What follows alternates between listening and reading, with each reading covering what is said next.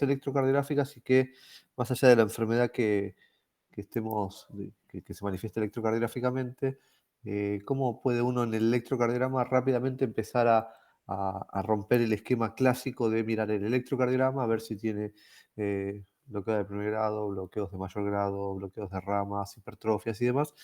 Y además de eso, empezar ya a diferenciar electrocardiogramas que no cumplen con los patrones convencionales, ¿sí? Después, por supuesto, van a tener las clases pertinentes de todas estas enfermedades en particular. Eh, Wolff Parkinson White es una enfermedad muy, muy bonita. La verdad es que cuando uno ve un electro con Wolff es bastante emocionante porque es algo bastante tangible, a pesar de que en general en la cardiología convencional los colegas ven la preexcitación y dicen este electro está preexcitado, tiene un Wolff, se terminó la historia. Pero si uno pudiera comprender un poquito más analizando el electrocardiograma, ahí es donde uno puede encontrar un poco de interés. Y esto se refiere a la caracterización de cómo se comporta ese Wolf, por qué tiene esas características y además dónde está ubicada esa vía. Que más allá de todo, que uno en el 2025 todos los Wolf van a ablación en general, o por lo menos a estudio inicialmente, eso es así, pero más allá de cuando uno pone los catéteres es más fácil encontrarlo, pero mirando el electro y poder decir está del lado izquierdo, está del lado derecho, es septal, es lateral, es un desafío bastante interesante y que poder comprender eso después te eleva un poco el nivel y te permite comprender una taquicardia ventricular de dónde viene, una extracción ventricular de dónde viene, es miocárdica, no es miocárdica, es idiopática, me preocupo, no me preocupo. Así que todo esto que les estoy mencionando solamente tiene que ver con los vectores, ¿sí? Así que es muy fácil si dan ese salto para poder entenderlo. Como ustedes saben, el sistema de conducción ya lo vimos, tenemos el nodo sinusal, el nodo aurículo-ventricular y las de His, la rama derecha y la rama izquierda. ¿Y qué es un Wolf? Un Wolf es una conexión que está ubicada alrededor del anillo tricuspidio, ¿sí? Y más frecuentemente alrededor del anillo mitral. Es una conexión que está compuesta por fibras sódicas, ¿sí?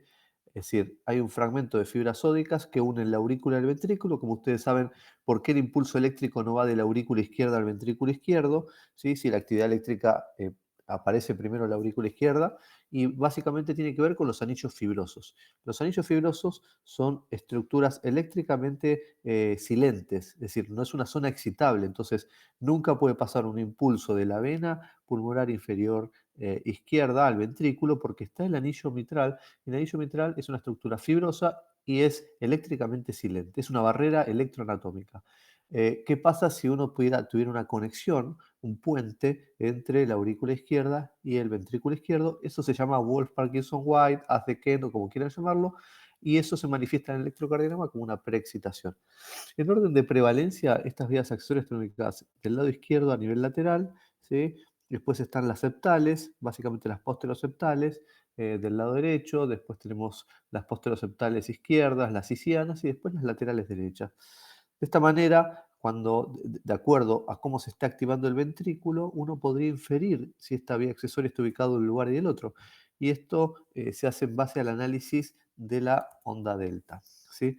¿Cómo se expresa en el electrocardiograma? El electrocardiograma se expresa de manera bastante sencilla muchas veces, ¿sí? A veces los electros pueden ser bastante desafiantes.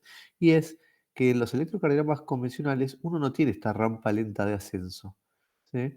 En los electrocardiogramas se despolariza la aurícula una vez que llega al ventrículo, el tiempo entre que termina la onda P y comienza el QRS, es decir, que el impulso discurra a través del miocardio, es un tiempo que es el tiempo que demora hasta llegar a las fibras sódicas. Una vez que el impulso entra en las fibras sódicas, entra en ese trayecto fibroso, el impulso discurre muy rápidamente y llega rápido al His-Purkinje y comienza la activación ventricular, ¿sí? Por eso ese tiempo es un tiempo que electrocardiográficamente es silente, pero una vez que llega al músculo, en el músculo son todas fibras musculares que tienen un potencial de acción sódico y esto es todo o nada. Una vez que llega el impulso eléctrico al ventrículo, se genera un potencial de acción y por lo tanto la activación es súper rápida. Y eso es lo que ven en los electrocardiogramas normalmente.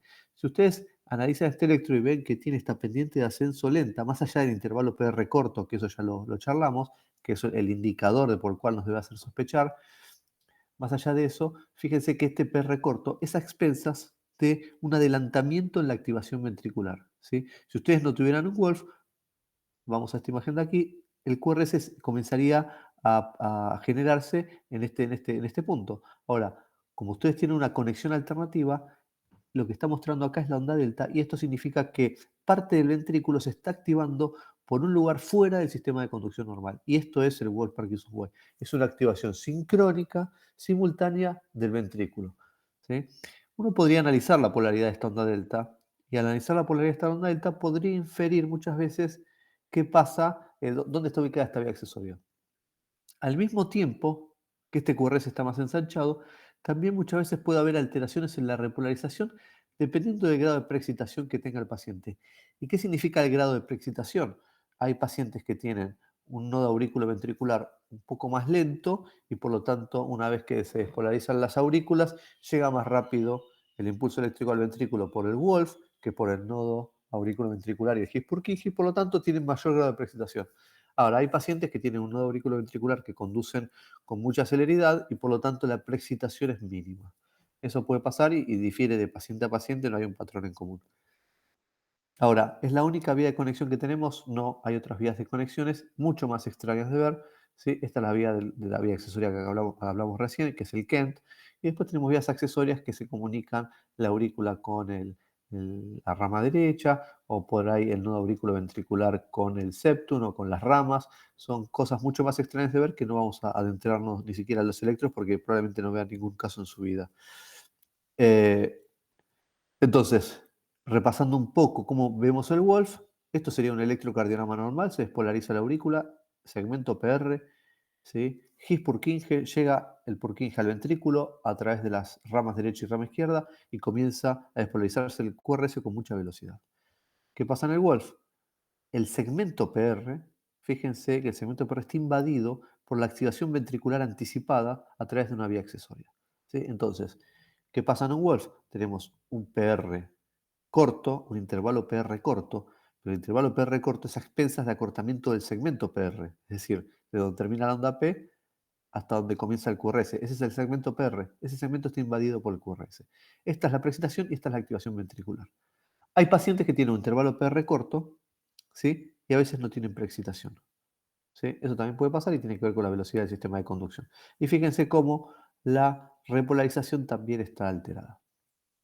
Esto es un electrocardiograma, un dibujo, pero si quieren verlo en este electrocardiograma también se puede observar. Fíjense que a veces acá lo que está magnificado a veces puede ser un poquito más sutil. Fíjense, poca preexcitación, mayor preexcitación, mucha más preexcitación. ¿Sí? Son distintos grados de preexcitación. A veces son más sutiles, a veces menos sutiles. Bien. ¿Cuál es el problema de estos electrocardiogramas y por qué uno tiene que encontrar la preexcitación ventricular? Porque a veces pueden tener pacientes que tengan una fibrilación auricular común y silvestre y estas vías accesorias tienen una conducción de todo o nada, ¿sí? Es decir, o conducen o no conducen.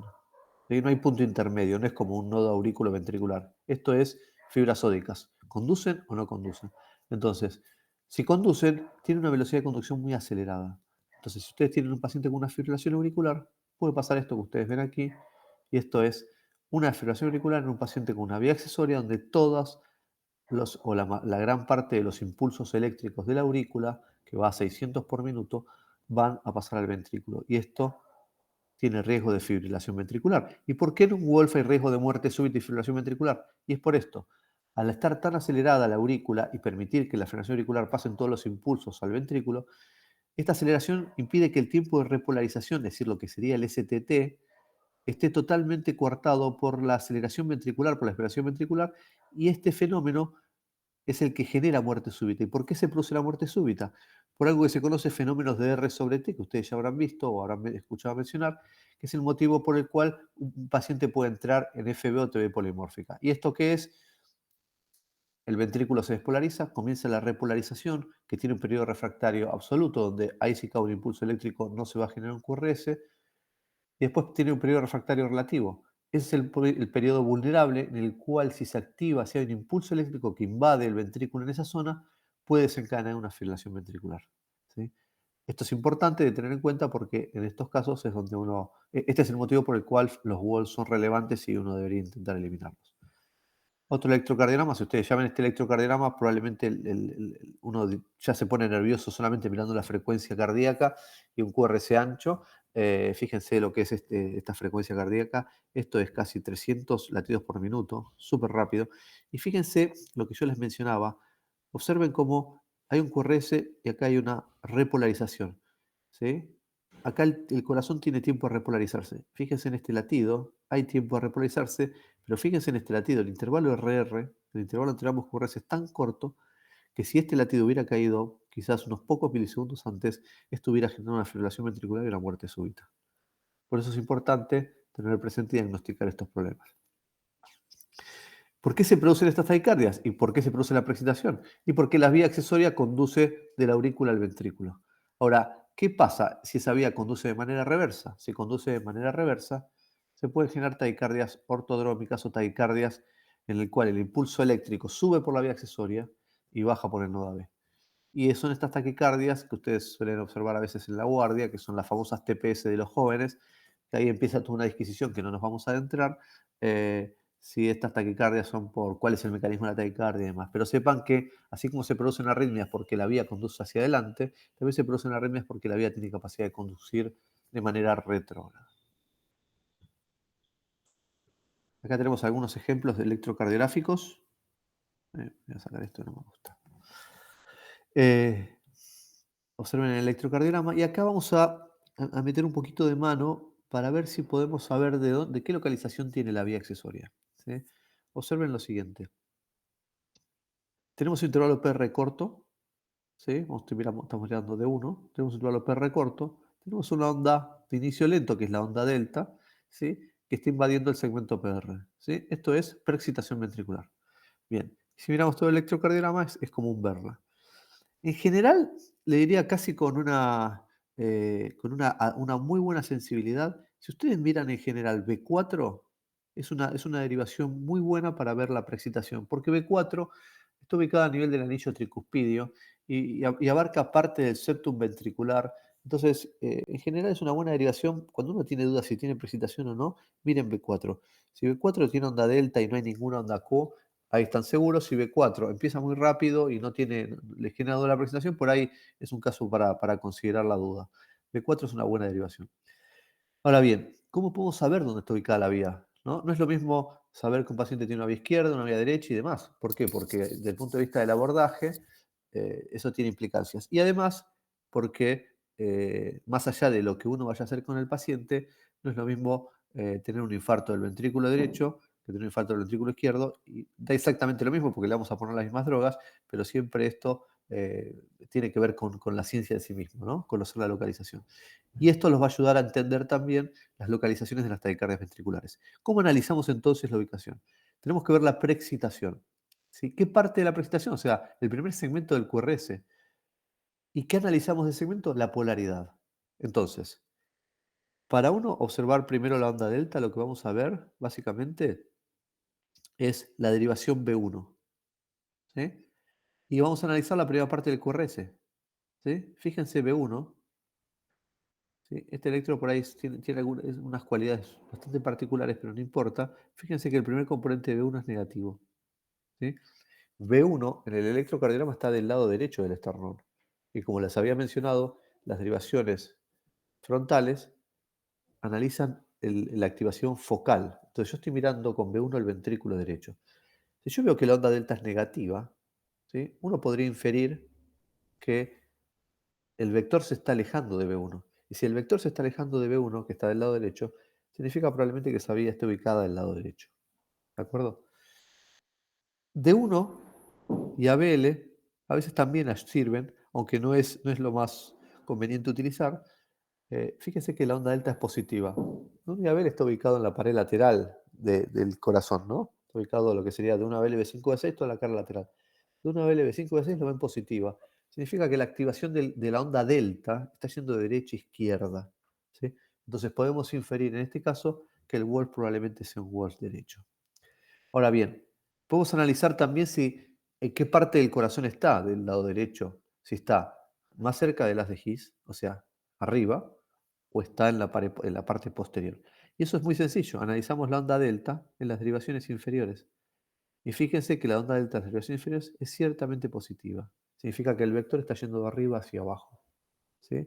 Entonces, a grandes rasgos, uno podría decir, es un Wolf derecho que, si bien no parece hegesiano por determinadas características, está próximo a esa zona.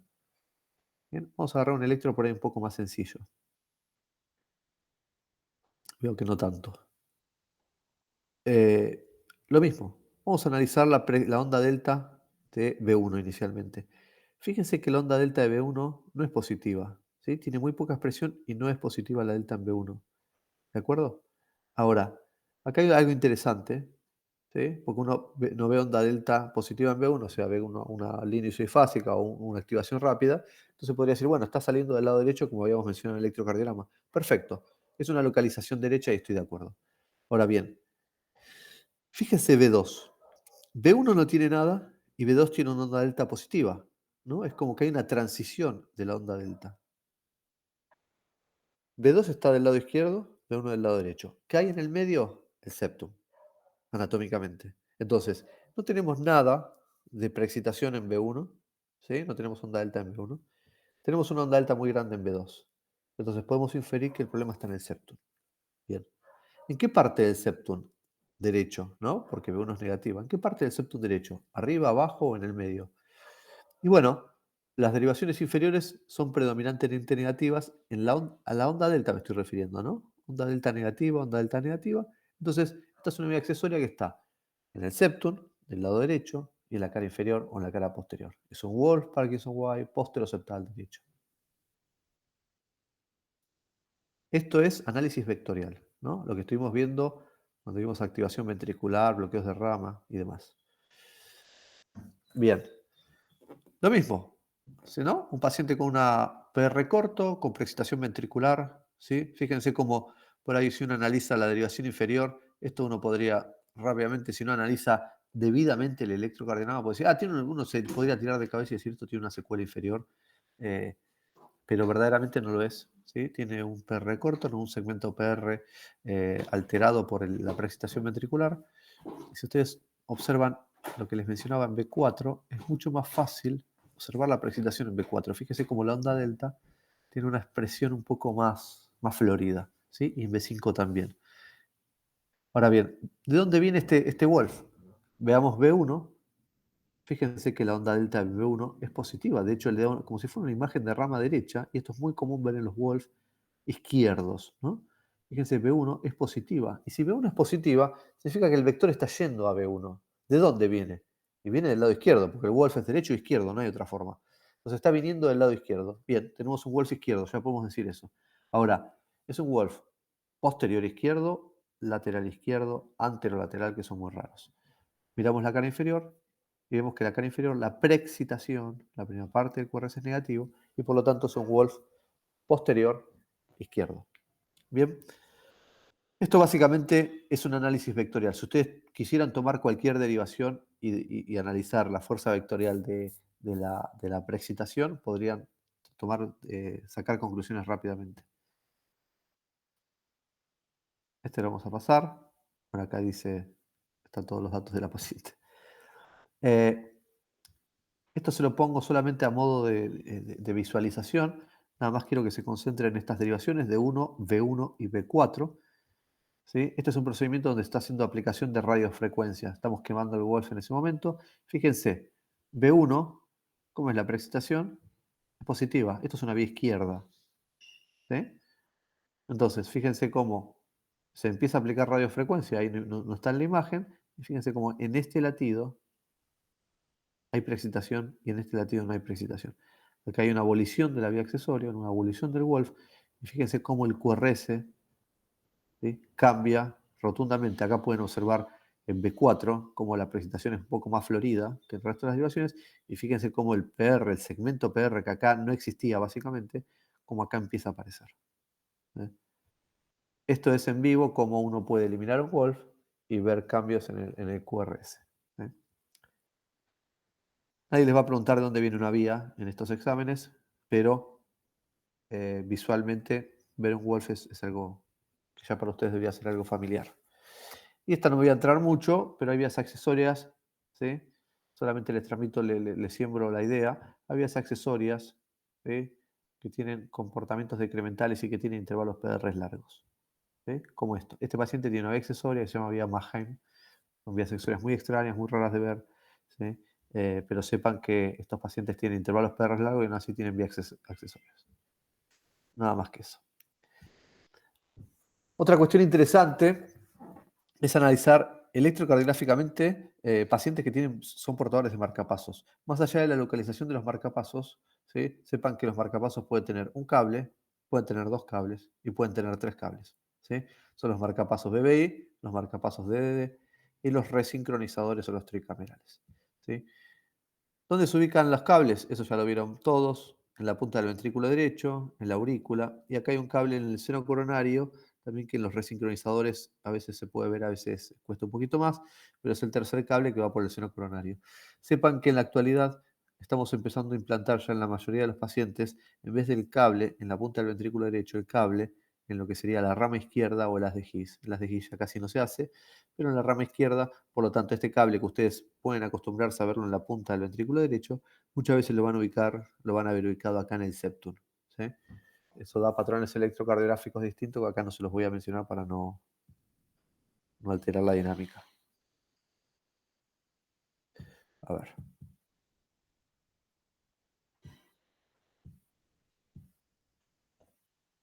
Bien.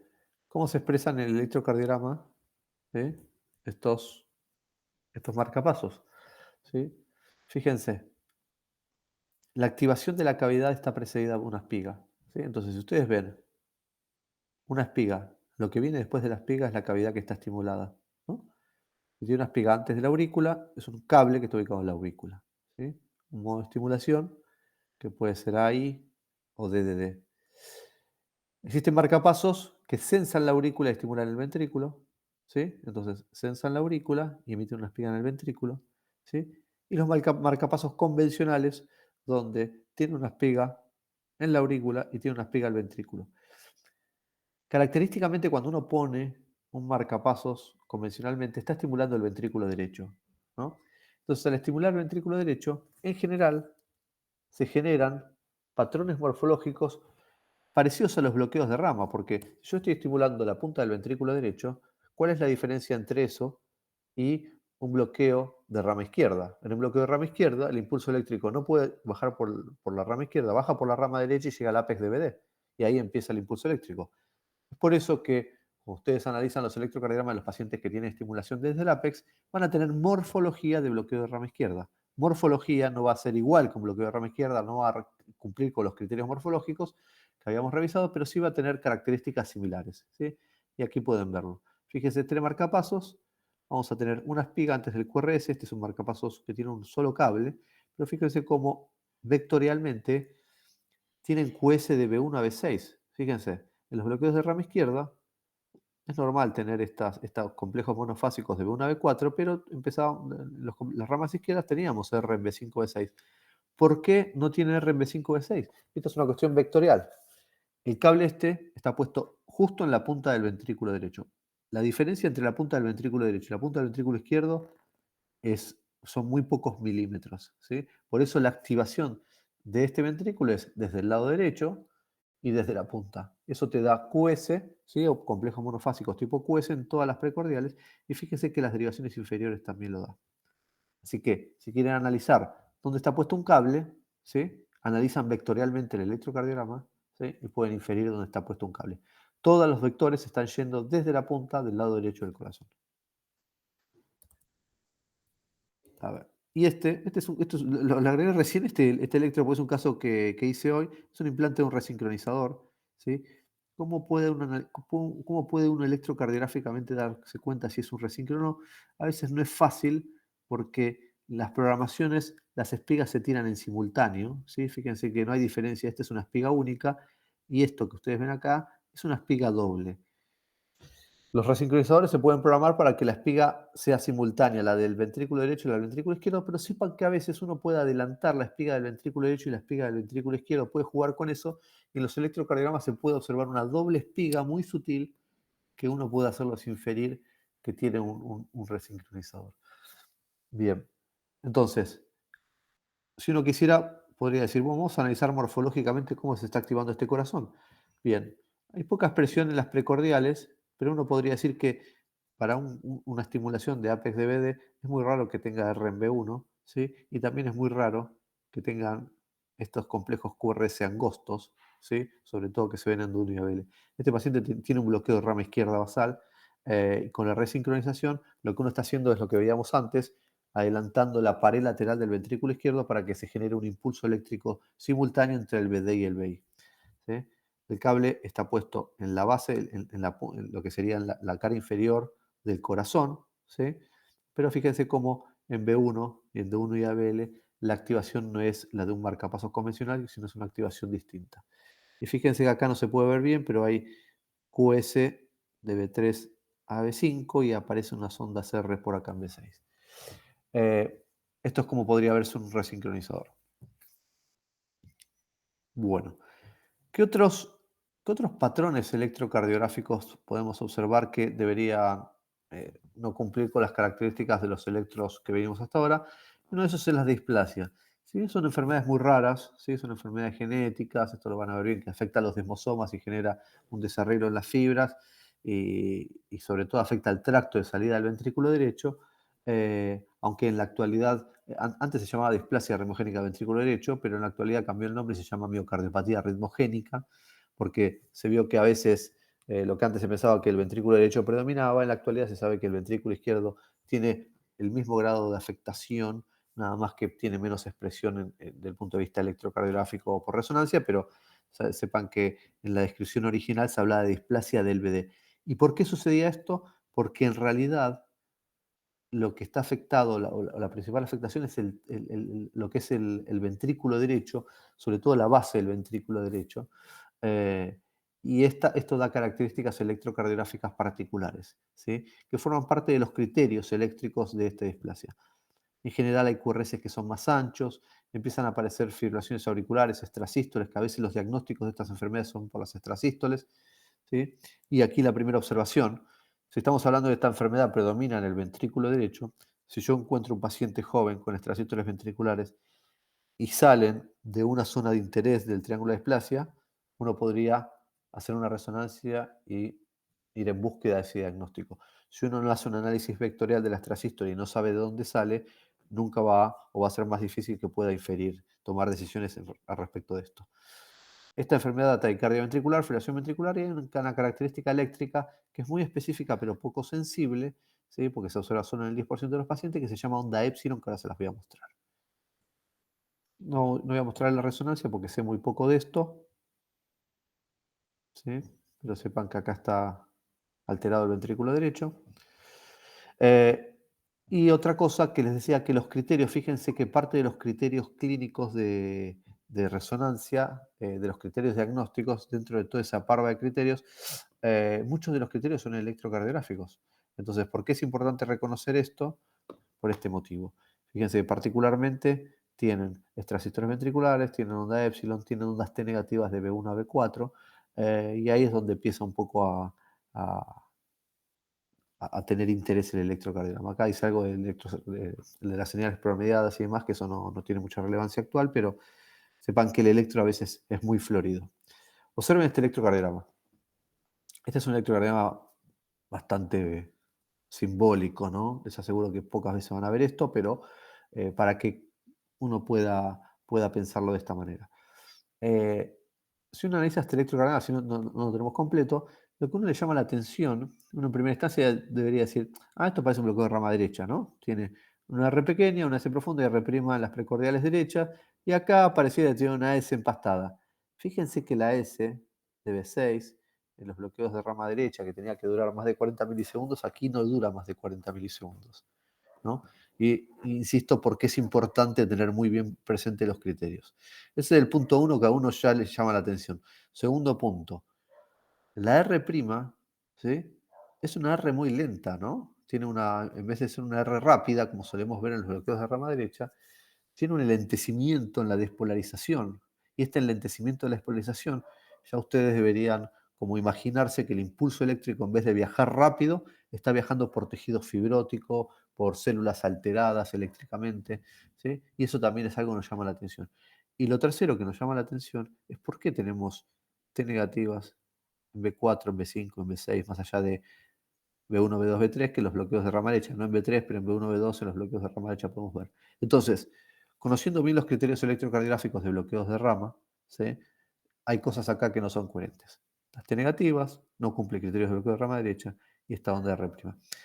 Esta onda R es una onda de epsilon. ¿Y cómo se describe la onda de epsilon? Es una onda R' que tiene una duración patológica, que tiene mayor duración que las R de los bloqueos de rama derecha, y es una R lenta, tiene un comportamiento lento y tiene melladuras. Fíjense cómo la pendiente de descenso de esta onda epsilon tiene fraccionamientos, ¿sí? Y estos fraccionamientos son las postdespolarizaciones del QRS que presentan muchas veces estos pacientes. Bien. Muchas veces ustedes han visto electrocardiogramas con bloqueos de rama derecha, ¿sí? Perdón, electrocardiogramas con extrasístoles ventriculares. Eso, bueno, hay extrasístoles que nacen del seno coronario, otros que nacen del músculo papilar, otros que nacen de donde sea, ¿sí? Pero cuando uno ve estos electrocardiogramas, siempre ir al análisis electrocardiográfico básico, ¿sí? Y lo deberían repetir hasta el infinito. Siempre mirar, ok, la extrasístole a mí me encanta, yo miraría la extrasístole nada más y me olvidaría del resto del electro, pero si ustedes hacen eso, yo les aseguro que van a cometer errores. Siempre el análisis electrocardiográfico básico, eso es fundamental, porque si ustedes ven una Q acá y tiene un infarto, ya es una extrasístole con infarto, o si tiene otras cosas, o si tiene bloqueos de ramas, o bloqueos auriculoventriculares, me ha pasado que una vez me mostraron electrocardiogramas en pacientes que tenían extrasístoles frecuentes post-infarto, me decir, ¿qué hacemos con esto? Y había un bloqueo auriculoventricular que me traía el electro no lo había visto, ¿sí? Y era cardiólogo. Entonces, y cuando lo vio me dice, no puedo creer que comí eso, y eso tiene que ver con que uno a veces se deja llevar mucho por lo muy patológico. Fíjense, el intervalo PR es normal, el QRS es angosto, ¿sí? Las ondas, el STT de las derivaciones de los miembros está bien. Ahora, fíjense esto.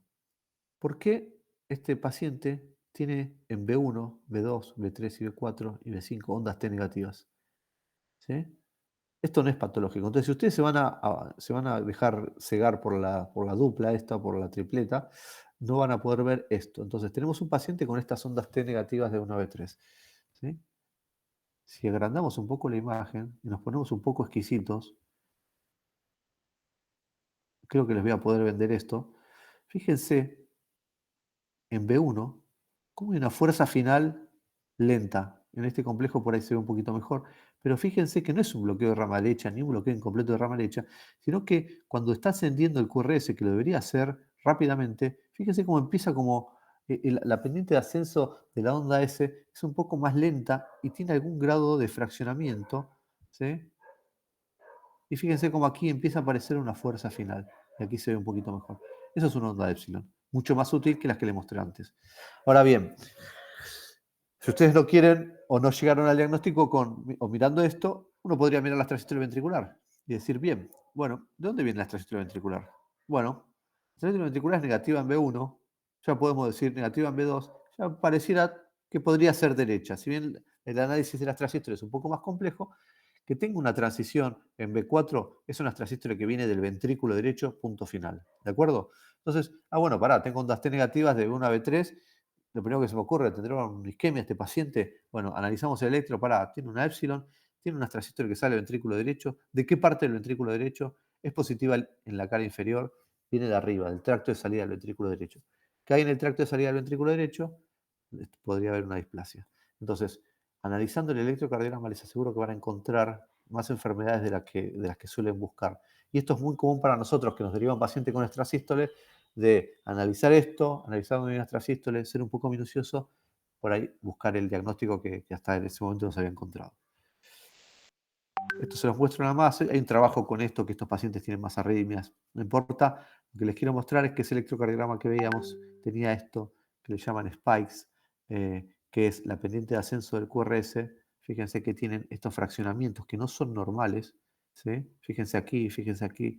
Y esto tiene que ver con postdespolarizaciones y postpotenciales del tracto de salida del ventrículo derecho. 2 palabras le voy a mencionar de QT corto, solamente para que sepan que existe. No me importa que veamos los criterios, eso lo van a ver seguramente en algún momento, pero sepan que así como miramos el intervalo QT largo, si ustedes tienen un QT de menos de 350 milisegundos, ahí es donde deberían pensar que podrían estar ante un QT corto. Yo vi uno solo en toda mi vida, y en el grupo que estoy, que el electrofisiólogo mayor tiene 65 años, también vi uno solo en toda su vida, así que es algo muy raro, pero sepan que, ojo, cuando vean electrocardiogramas y miran el intervalo que usted diga, esto es demasiado corto, esto no me... Bueno, hay una patología que produce fibrilación ventricular, ¿sí? Acá hay varios electrocardiogramas, ¿sí? Y estos pacientes suelen tener algún riesgo de FB. Nada, solamente para que sepan que existe, porque esto probablemente ni siquiera se lo muestren en la carrera.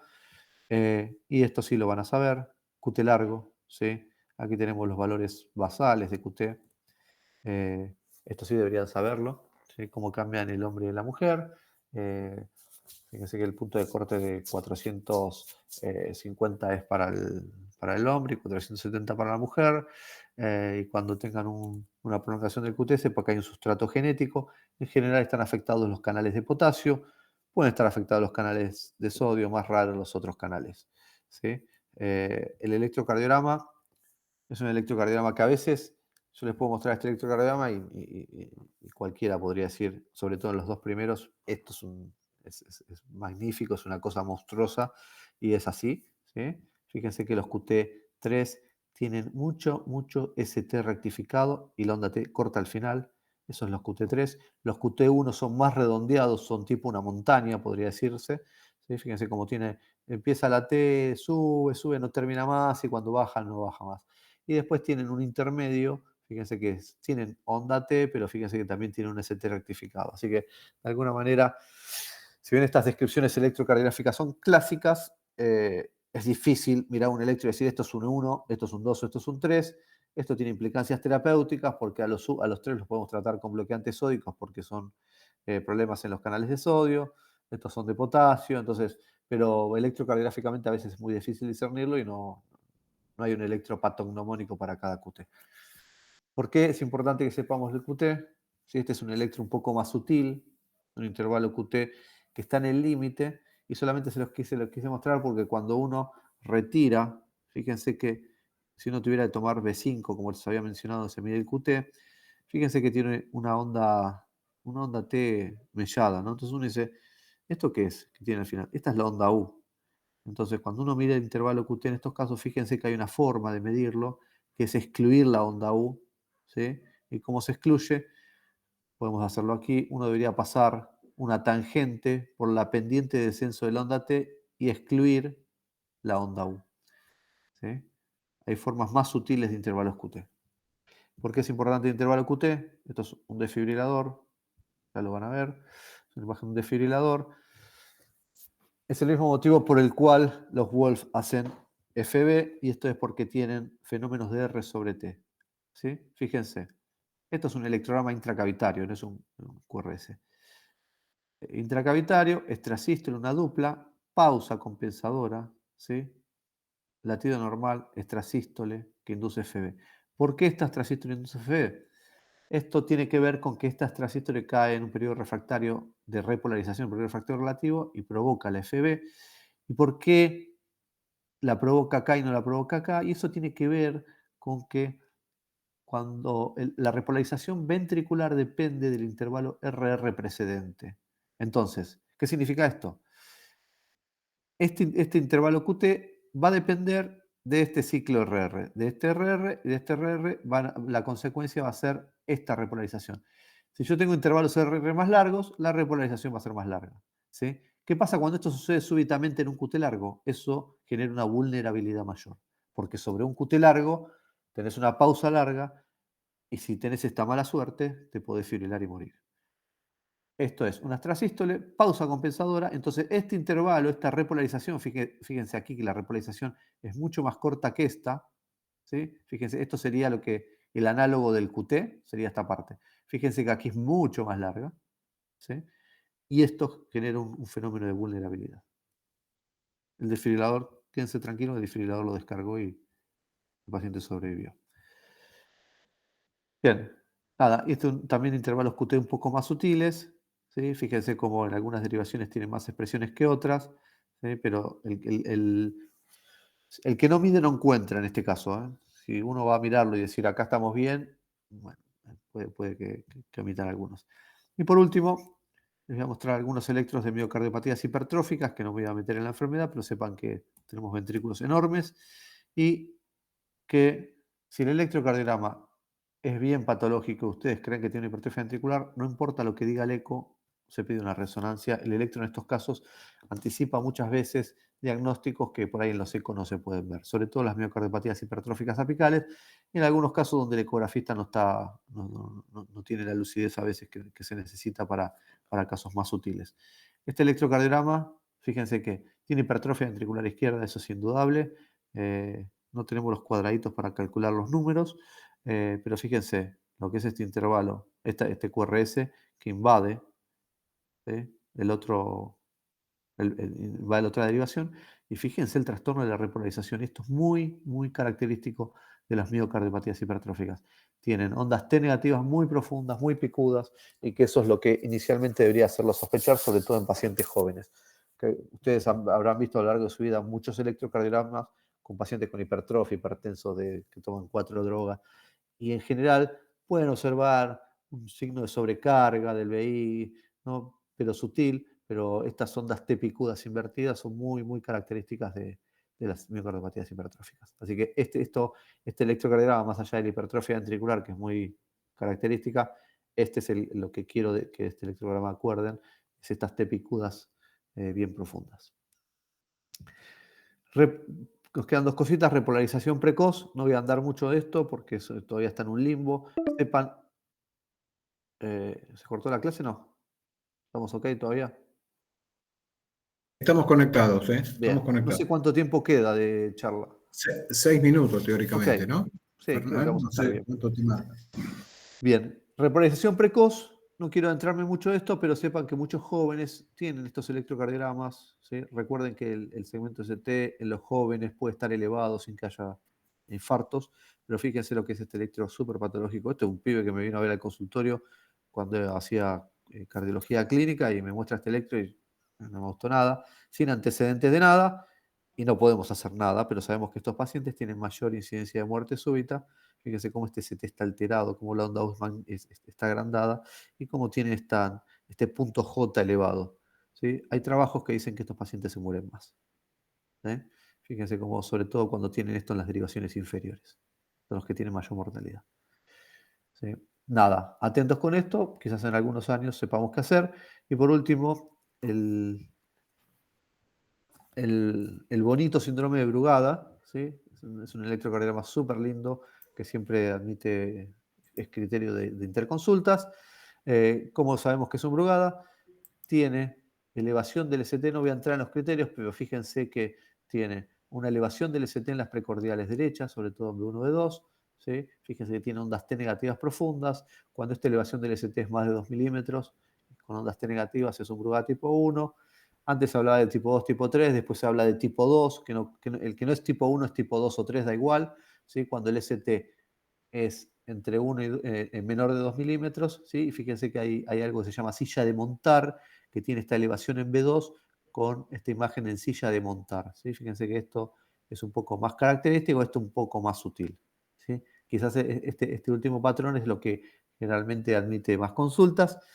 Este es un patrón bien típico, esto es grabar en la retina, en el cerebro, que cuando vean esto, pensar en Brugada, ST en B1, B2, B3 con T negativas, y tipo este saddleback que se le llama, eh, es el patrón patognomónico.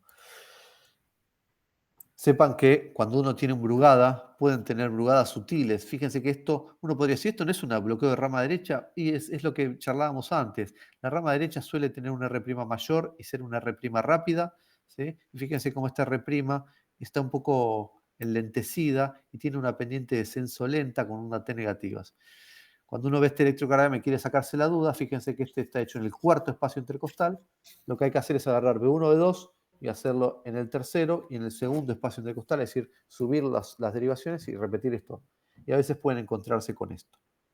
Un paciente que tenía alguna duda, le suben las derivaciones, son las famosas derivaciones precordiales altas, y acá desenmascaran un Brugada que por ahí les daba dudas.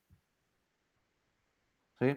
Sepan que a veces se pueden hacer drogas bloqueantes sódicos para desenmascararlo. Fíjense, este electro generaba dudas, era un patrón en silla de montar, le das flecainida y aparece el patrón. ¿Sí? Electrocardiogramas menos figurita, fíjense en B1, B2, ¿sí? Muy característico, ¿sí? Muy característico. ¿Sí? El ST elevado, ondas T negativas bien profundas. ¿Sí? Y esto es lo mismo, muy característico. Fíjense cómo el R' en vez de bajar rápido, como el bloqueo de Ramache, baja lento y va hacia la onda T. Y otro detalle, si uno pudiera decir, pero esto es una R', fíjense que no tiene onda S en la cara lateral, ¿no? Como suelen tener los bloqueos de rama derecha. Y por último, les voy a mostrar solo dos cosas muy comunes para ustedes, ya lo saben.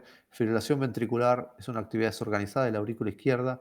Es por eso que no hay línea isoeléctrica, ¿sí? No hay ningún patrón de activación auricular, es todo anárquico. No importa el intervalo RR, porque eso es irregular para muchos taquicardias, pero sepan que acá no hay una activación organizada, ¿sí?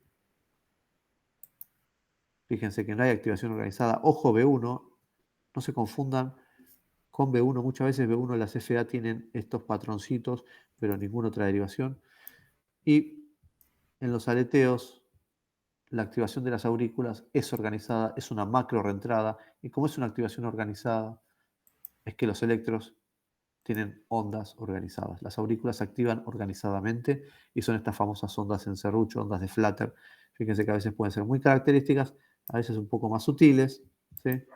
Pero siempre eh, con una organización auricular. Bueno, nada, estos últimos dos trazados no hacen falta, son otras cosas, así que la idea de esto es más o menos que en todo el barullo que hay del análisis del electrocardiograma, de lo más frecuente, el normal, hipertrofia, bloqueos de rama y bloqueos y demás, tengan ya, porque ya ustedes están haciendo clínica, un patrón morfológico de determinadas cosas que se van a cruzar por sus ojos y cómo encararla. Y lo que más me interesa es que empiecen a entrar en esto de análisis vectorial. Cuando uno dice análisis vectorial suena que embole, pero me refiero a mirar las extrasístoles y decir, no, para esta extrasístole es toda positiva en B1, esto viene del lado izquierdo. Ya eso es enorme, porque es toda positiva en B1, viene del lado izquierdo. Es negativa en la cara inferior. Ah, bueno, ¿qué tenés del lado izquierdo de la cara inferior? Y no sé, tenés músculo papilar. Y este paciente tuvo un infarto inferior. Bueno, la extrasístole sale de la zona de infarto. Decir eso es un montón para, para poder tomar a veces decisiones, ¿no? Así que bueno, nada, no sé si tienen alguna pregunta de esto o quieren que veamos algo. Repitamos algún electro, como quieran. No, Bueno, por mi parte, muy interesante. A veces esos patrones, como lo que mostrabas hoy del Brugada o digamos, o el Wall Parkinson, cuando uno los ve, digamos, con esos patrones muy característicos, las dudas te surgen cuando son estas cosas como las que mostraste algunos de los electros ahora, sí, al final, ¿no? que buscarla, ¿no? Hay que buscarla si uno no está apurado, digamos, y lo interpreta de una manera. Ahí es donde se genera, creo yo, en la práctica después la duda. Sí, totalmente. Y es muy común que hasta nosotros a veces, nosotros nos mandan electros muy sutiles, sobre todo por ahí este electro, ¿no? Este de acá. Sí. Mandan electros muy sutiles y sacamos una foto y lo tiramos ahí en el grupo y te aseguro, Darío, que a veces hay votaciones divergentes y bueno, en esos casos hay que hacer una prueba de drogas y demás, pero y sobre todo porque son pacientes normales. Hola, vengo a control y le tenés que decir que tiene una enfermedad genética y cuando buscan en Google Brugada, Ujú, ahí te enfría la sangre, ¿eh? ujú, ujú, Aparecen cosas espantosas. ujú. Así que bueno. Darío, te manda saludos Carlos Lavadete, estuve ayer con él, le conté. Se acordaba de vos y me dijo, la esposa también era ahí, me dijo, sin que yo la mencione. Digo, Yo sí, bueno. pensé que se iba a acordar más de mi señora que de mí, No, se porque acordaba tuvo de más vos. tiempo ella, mirá vos, Lo único que Carlos. le mencioné, le digo, vos conocés a un médico que se llama Cuevas, ¿no? Y me miró y me dijo, sí, de la Antártida. Así, ¿eh? Era residente, me dice, me acuerdo, era residente. Se mandaba saludos, me vamos a acuerdo. Cuando me Así que dijiste bueno, que se jubiló, por eso decía también, un abrazo enorme, porque sí, sí. hace 1000 años, digamos, que nos fuimos de ahí, no lo vimos más, creo yo, más o menos.